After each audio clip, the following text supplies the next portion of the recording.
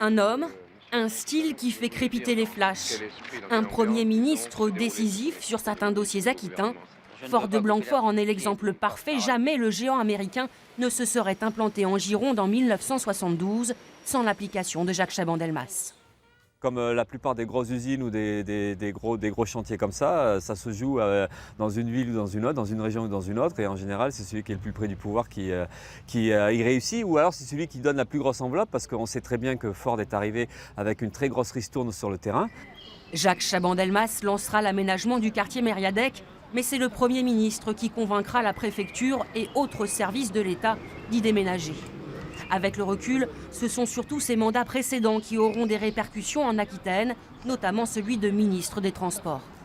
Ça va permettre de débloquer le dossier du franchissement, on pourrait dire des franchissements, avec le pont d'Aquitaine qui va avoir un feu vert, et puis le pont Saint-Jean aussi. Et puis, et aussi pour des raisons stratégiques, toute la force de dissuasion nucléaire, quand il est ministre des Armées, s'implante dans le Grand Sud-Ouest. Le Cesta au Barp, c'est lui. Le centre d'essai des Landes aussi. Pareil pour la base aérienne de Mont-de-Marsan. Mais ce qui caractérise Chaban, c'est sa théorie de la nouvelle société. Nous sommes encore un pays de caste. Un concept qui fait pchit au niveau national, après avoir pourtant fait ses preuves localement à la communauté urbaine de Bordeaux. Par le président, la charge m'en est revenue.